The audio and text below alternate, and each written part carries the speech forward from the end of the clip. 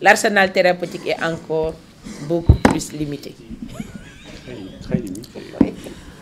Merci Madame la Présidente de me donner l'opportunité de donner quelques nouvelles des patients VIH2 qu'on a souvent tendance à oublier lorsqu'on traite des problèmes du VIH. Oui. Alors je vais vous parler de la survie et la rétention dans les soins chez les patients vivant avec le VIH2 au sein de la cohorte ID en Afrique de l'Ouest. En introduction, je rappellerai simplement que l'infection à VIH2 est principalement localisée en Afrique de l'Ouest et qu'elle diffère de l'infection par le VIH1 par sa phase asymptomatique et son évolution clinique qui sont beaucoup plus longues, et sur le plan biologique par une déplétion des CD4 plus lente et une charge virale moins élevée. Sur le plan thérapeutique, par contre, le VIH2 se caractérise par sa résistance naturelle aux inhibiteurs non nucléosiques de la transcriptase inverse, ce qui a d'ailleurs amené l'OMS en 2013 à recommander chez ces patients l'initiation d'un traitement antirétroviral à base de 2 IP, d'un IP boosté associé à 2 INTI, et dans certaines conditions, dans les pays du Sud, un régime antirétroviral à base de 3 inhibiteurs nucléosiques de la transcriptase inverse. Cependant, les recommandations OMS sur lesquelles la plupart de nos recommandations nationales sont calquées n'indiquent pas de régime antirétroviral de 2e ligne pour les patients en échec, alors que dans le même temps, de nombreuses études ont rapporté l'apparition de résistance aux principales molécules antirétrovirales recommandées chez les patients vivant avec le VIH2. Il se pose alors la question de l'évaluation de la prise en charge des patients vivant avec le VIH2, particulièrement ceux en échec virologique pour lesquels il n'existe pas de données sur la survie et la rétention dans les soins. C'était donc l'objectif de cette étude qui visait à estimer la survie à 5 ans et la rétention dans les soins chez les patients vivant avec le VIH2 qui étaient en échec virologique et porteurs de virus résistants. Alors, pour atteindre cet objectif, nous nous sommes appuyés sur la cohorte ID Afrique de l'Ouest, VIH2, qui est un réseau de 15 cohortes dans 7 pays, regroupant 5000 patients, dont un peu plus de 2000 sous traitement antirétroviral. Rassurez-vous, nous n'avons pas testé les 5000 patients. Dans cette cohorte, une première coupe transversale réalisée en 2011 avait permis d'identifier les patients en échec virologique. Et donc, parmi ces patients-là, pour ces patients, nous avons initié une sous-cohorte d'adultes mono-infectés par le VIH2 qui étaient en échec virologique d'un traitement antirétroviral de première ligne et qui présentaient au moins une mutation de résistance. Alors, ces patients ont été suivis de janvier 2012 à août 2017 à partir d'un questionnaire, la récupération des données biologiques de routine parce que nous voulions rester dans la vraie vie. Nous avons néanmoins initié une recherche active des perdus de vue à travers le système classique de relance et de visite à domicile. Ceci nous a permis de documenter la réponse immunovirologique et les régimes antirétroviraux proposés à ces patients en échec. Nous avons ensuite estimé la suivi et la rétention par la méthode de Kaplan-Meier et nous avons réalisé des tests de résistance génotypique, ce qui nous a permis de générer le score de sensibilité génotypique pour la plupart des patients dans cette cohorte. Alors, en guise de résultat, nous avons, pour la Côte d'Ivoire, je présente les données de la Côte d'Ivoire, nous avons inclus 31 patients, âgés en médiane de 50 ans, principalement des hommes, avec une médiane de CD4 à 456 et une charge virale supérieure à 3000 copies. Un peu plus de 90% de ces patients initiaient le régime à base d'IP, et 7% les 3 NUC et 3%, donc un patient entré dans la cohorte ayant déjà reçu du raltegravir. Le score de sensibilité génotypique a pu être généré pour un peu plus de 75% des patients dans la cohorte.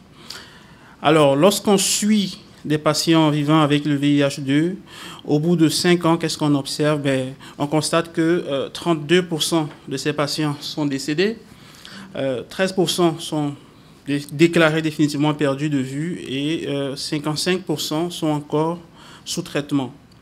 Alors, l'estimation de Kaplan-Meier nous montre qu'après 1 an de suivi, 87% de ces patients sont encore en vie et dans le suivi. Après 3 ans, on descend à 69% et on se stabilise autour de 65% après 5 ans de suivi. Lorsque nous avons regardé la réponse immunovirologique en fonction de la rétention dans les soins, donc le fait d'être vivant et dans le suivi ou d'être perdu, décédé, nous avons constaté une baisse de CD4 qui semblait plus importante chez les patients perdus de vue ou décédés, mais cela n'était pas vraiment significatif puisque d'une façon générale, la plupart des patients perdaient plus de la moitié de leur CD4 au cours du suivi. Par contre, lorsque nous avons regardé l'évolution de la charge virale, ce qui nous a frappé, c'est que chez les patients vivants et encore dans le suivi, 17% d'entre eux ont vu leur charge virale, qui était initialement très élevée, passer en dessous de 300 copies et devenir finalement indétectable au bout de 5 ans. Lorsque nous avons regardé les modifications des régimes antirétroviraux, nous étions déjà très contents de voir que les patients n'étaient pas abandonnés à eux-mêmes. Les cliniciens essaient, avec les molécules disponibles, d'aider les patients. Donc, on a eu presque un peu plus de 80% de participants qui avaient reçu un switch avec un inhibiteur non nucléoside de la transcriptase inverse. 2 participants avaient reçu du darunavir en remplacement du lopirito et 2 patients avaient également reçu du raltegravir. Lorsque nous avons regardé les scores de sensibilité génotypique, la première chose qui nous a frappé, c'est que 45% des participants avaient un score de sensibilité génotypique inférieur ou égal à 1. Ce qui veut dire que pour ces patients, il y a peu d'options thérapeutiques disponibles.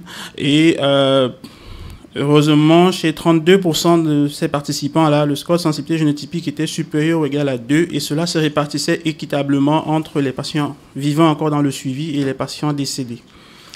Alors, qu'est-ce que nous apprenons de cette étude?